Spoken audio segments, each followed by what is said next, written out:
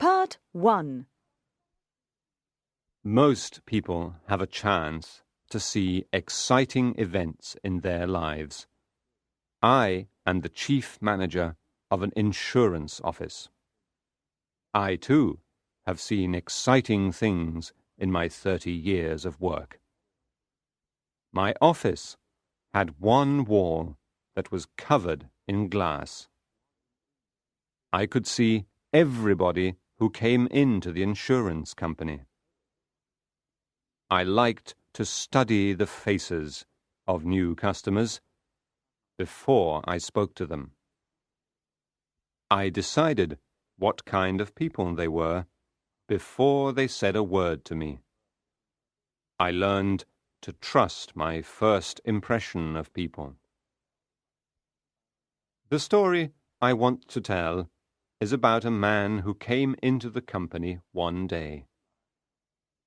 I watched him through the glass in my office.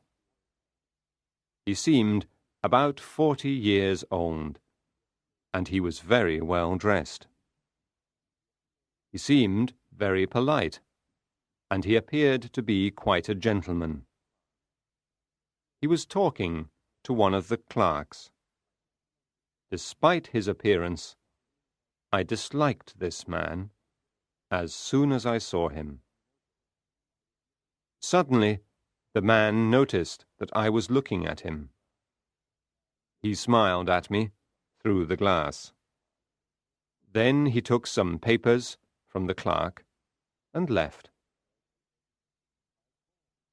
A few minutes later, I called the clerk into my office. "Who was that man?" I asked him. "That was Mr. Julius Silton, sir," The clerk told me. "He's from the Middle Temple." "What did he want?" I inquired.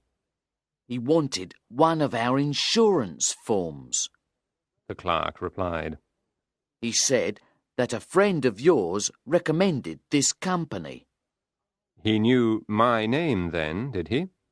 "Oh, yes, Mr. Sampson. The clerk confirmed. He knew your name." About 2 weeks later, I went to have dinner with a friend of mine. One of the other guests was Mr. Julius Silton. He was standing near the fire. He noticed me, and he asked our host to introduce him to me. Our host quickly brought him over. The three of us began to talk. "I thought you knew Mr. Sampson already," our host said. "No," Mr. Silton told him. "I followed your advice. I went into the insurance office, but I didn't speak to Mr. Sampson. I didn't want to disturb him." "Did you come to the office to take out an insurance policy?" I asked Mr. Silton politely. "Was it a life insurance policy?" "It's not a policy for me," Mr. Silton said. "It's for a friend of mine. He asked me to get the information for him. I don't know whether he will take out the policy. People often change their minds, don't you think, Mr. Sampson?" "Yes," I replied. We began to talk about other things. "Your profession has suffered a great loss," Mr. Silton said suddenly. I did not know what he was talking about. "A loss?" I asked in surprise. "What kind of loss, sir? A financial one?" Mr. Silton laughed. "I don't mean a financial loss," he explained. "I was referring to Mr. Meltham." Now I understood what he was talking about. "Ah, yes, Mr. Meltham," I agreed. That was indeed a sad loss. He was the most brilliant man I have ever known in the insurance profession. "But did you know Mr. Meltham?" I asked. I knew his reputation. Mr. Slinkton told me. What a sad story it is. A young man like that suddenly gives up his business and retires from the world. I have said that I disliked Mr. Slinkton when I first saw him in the insurance office. I still disliked him. I did not think he was really sad about Mr. Meltham at all. I decided to ask Mr. Slinkton some questions. I wanted to find out more about this man. "Have you heard why Mr. Meltham left his business?" I asked. I have only heard stories about it, He said. Apparently, Mr. Meltham was unhappy in love. "That's not the truth," I told him. "The truth is that the lady died." She died, did she? Mr. Slinkton repeated. That's terrible. Poor Mr. Meltham. How very sad for him. I still felt that Mr. Slinkton was not sincere. There was something false about his expression of sadness. Then he said to me, You are surprised that Mr. Meltham's story affects me so strongly. I can see that, Mr. Sampson. But I too have suffered a terrible loss recently. I have 2 nieces, you see. One of them, a girl of 23, died recently. The other niece is also not well. The world is a very sad place. Now I thought I understood Mr. Slinkton. He was a sensitive man who had suffered. I was angry with myself for disliking him.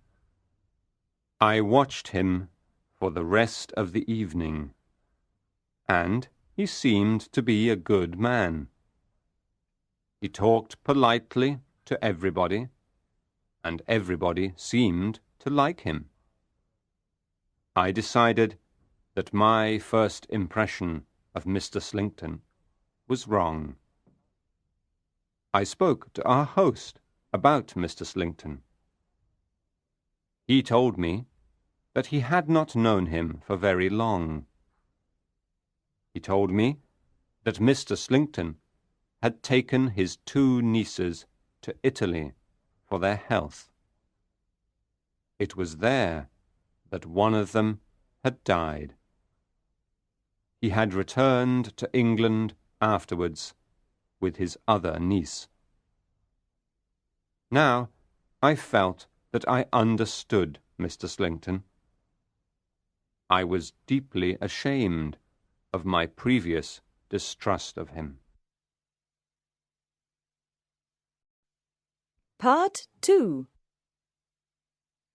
2 days later, I was sitting in my office as usual. I saw Mr. Slinkton come into the outer office. As soon as I saw him, I disliked him again. Mr. Slinkton waved cheerfully at me and came into my office. I have come back, He said, because I want to find out what my friend has done with the insurance forms. I want to know whether he has sent them back to the company. His family are worried about him, you see. They want him to buy a good insurance policy. "Perhaps I can help," I said. "What is your friend's name, Mr. Slinkton?" I asked him. Beckwith. He told me. I called the clerk into my office I asked him to find out if a man called Beckwith had started an insurance policy with the company. The clerk searched through his files for a moment, and then he brought me some papers. Yes, Mr. Sampson, He said. we received these forms from Mr. Beckwith. He wants a policy for £2,000, and he has asked Mr. Slinkton to write a reference for him. Me? Cried Mr. Slinkton in surprise. He thought for a moment. But of course I can do that for him. Mr. Slinkton sat down in my office and wrote the reference for Mr. Beckwith. He left the forms in my office, said goodbye politely, and then left. Mr. Slinkton was not my only visitor that day.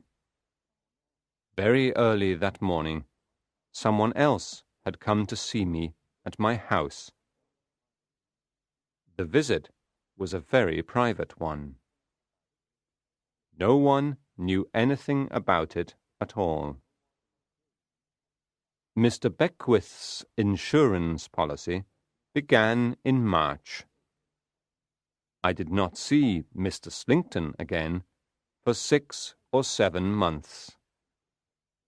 I went to Scarborough in September, and I saw Mr. Slinkton walking on the beach there. It was early evening, and he greeted me warmly. Mr. Slinkton was with a young lady. He introduced me to her, explaining that she was his niece.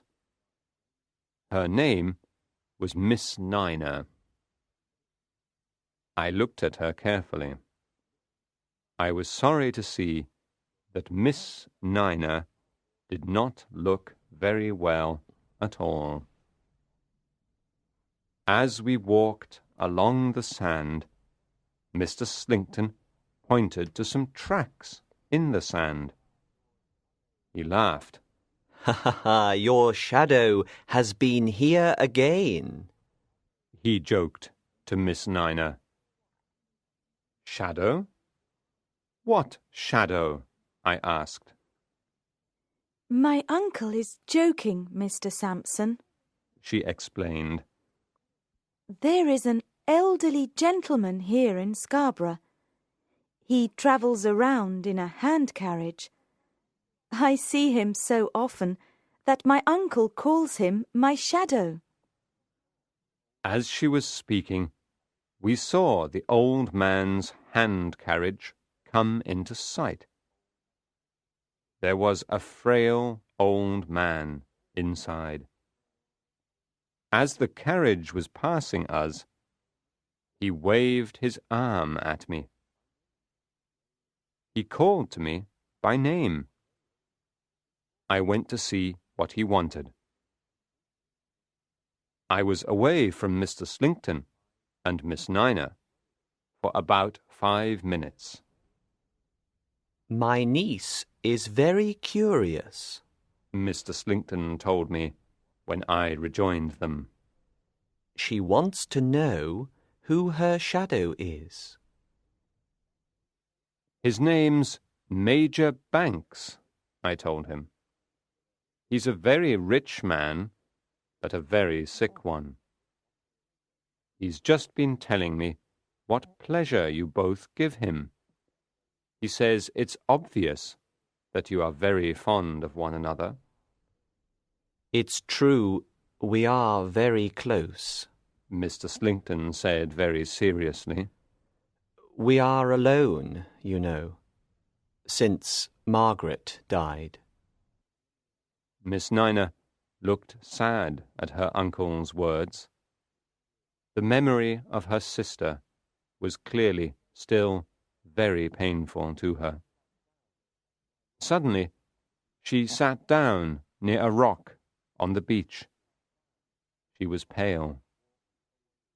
Mr. Slinkton walked away from us. He, too, seemed very upset by his memories. Miss Nina began to tell me about her uncle. She said he was a very good, kind man. She told me that she knew she was going to die soon. She was worried about what would happen to her uncle when she died. I saw the hand carriage coming back towards us along the sand as she was talking. Suddenly, I interrupted her. "Miss Nina," I said urgently, "I have something to tell you. You are in great danger. You must come with me and talk to that man in the hand carriage. Your life depends on it." Miss Nina was very shocked by my words. I walked with her to the hand carriage before she had time to object. I did not stay there with her for more than 2 minutes. Within 5 minutes, I saw her walking up the beach with a grey-haired man. He had a slight limp. I knew that she was safe with that man. I went back to the rock and sat down. Mr. Slinkton came back soon afterwards. He was surprised that his niece had gone. We talked for a few minutes. He told me that Miss Nina was very ill, and he looked sad while he told me. I replied politely to everything he said, but I was holding a weapon in my pocket as we walked along together. "Mr. Sampson, may I ask you something?" He suddenly inquired.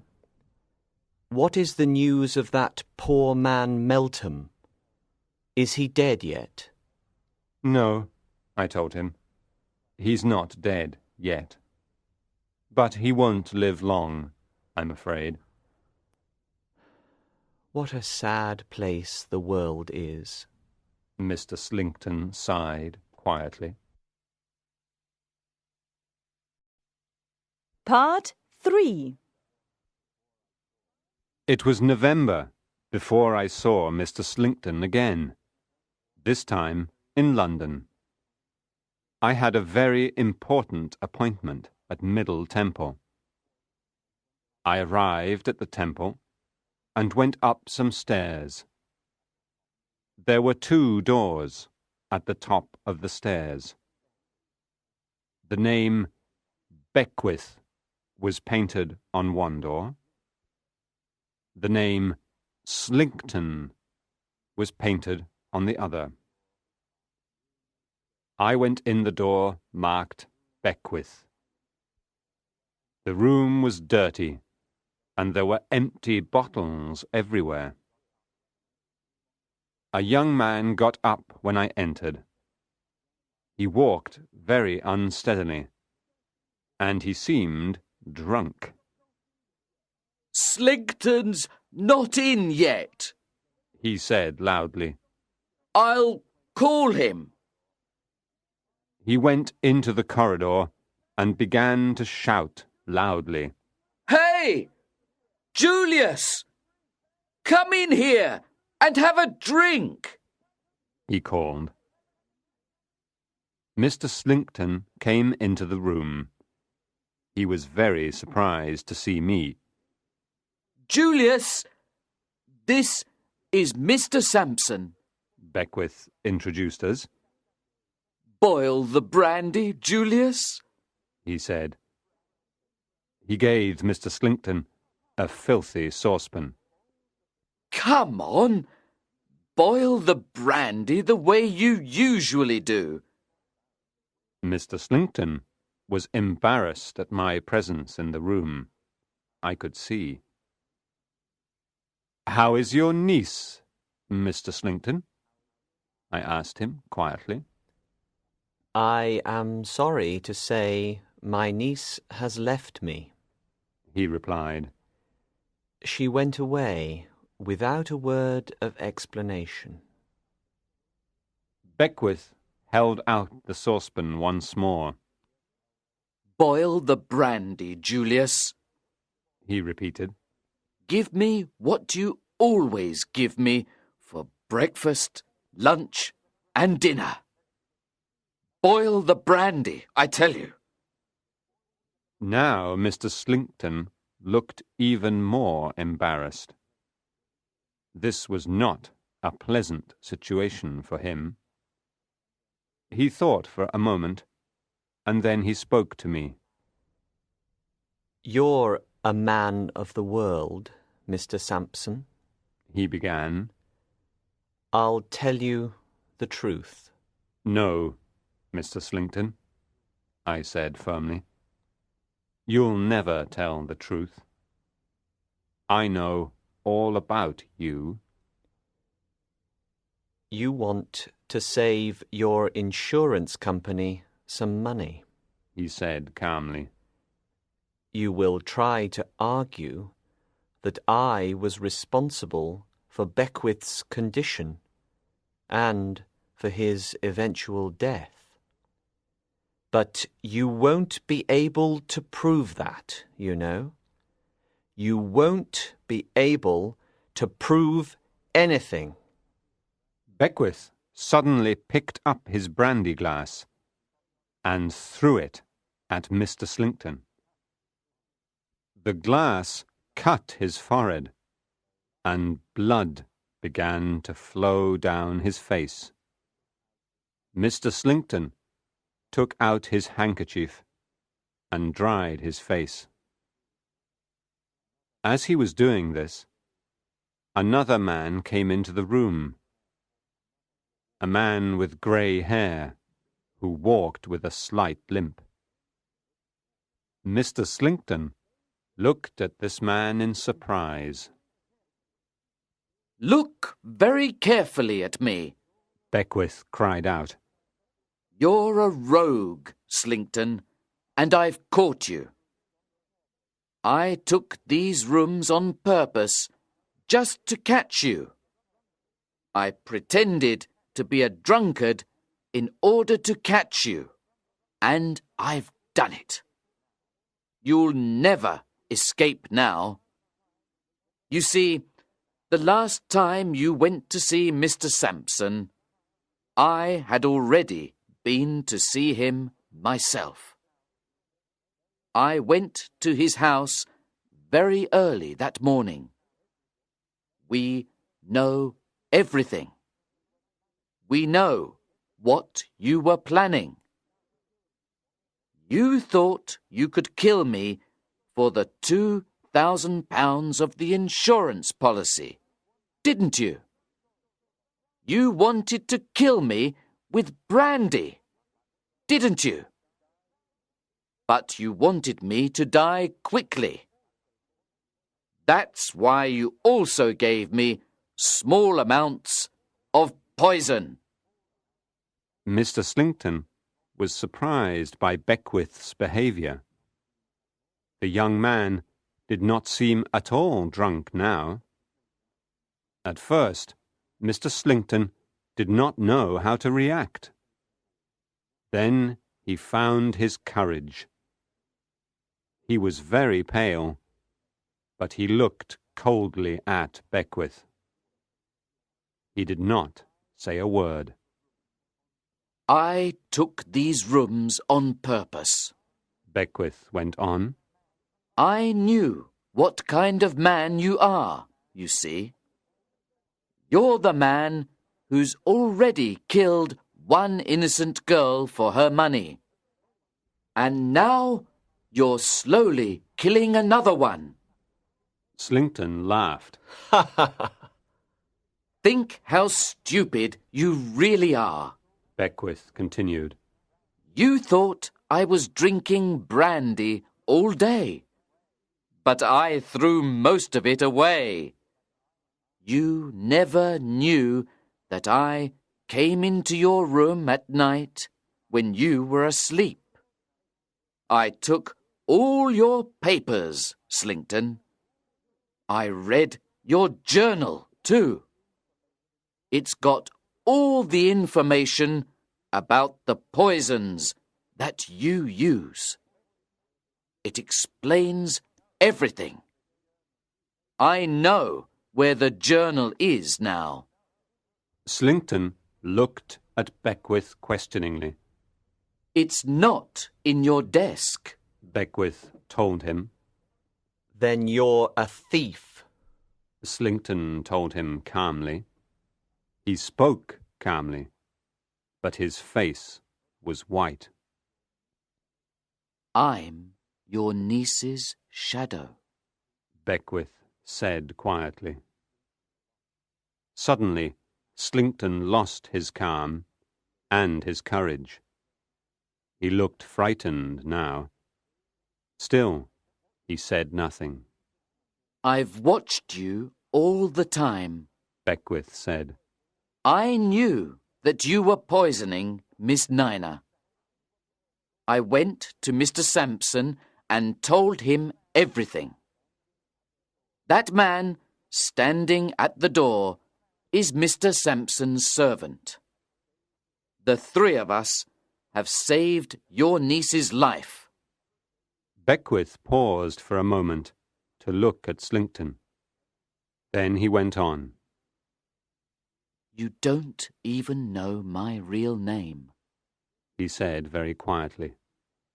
You asked Mr. Sampson several times if he had any news about Meltham. I can give you news about him. I am Meltham, he announced triumphantly. I loved your niece, Margaret. I could not save her, but I promised to pursue you to the end. And I've done it, he cried. I've hunted you down, Slinkton.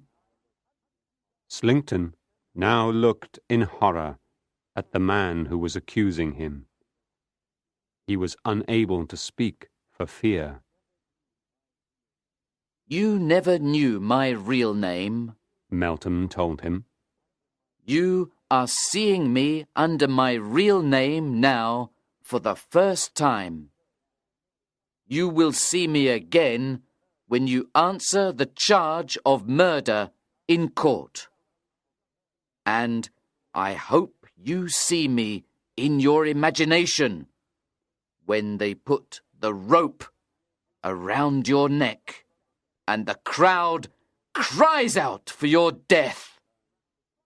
Slinkton turned quickly away from us for a second and put his hand to his mouth. The room suddenly filled with the smell of some chemical. Slinkton gasped, ran a few steps, and fell to the floor. He was dead. Meltham and I made sure that Slinkton was dead. Then we left the room together. I have done what I promised to do, Meltham said sadly to me. My life is ended now. I did everything that I could to help him. But the poor man died a few months later.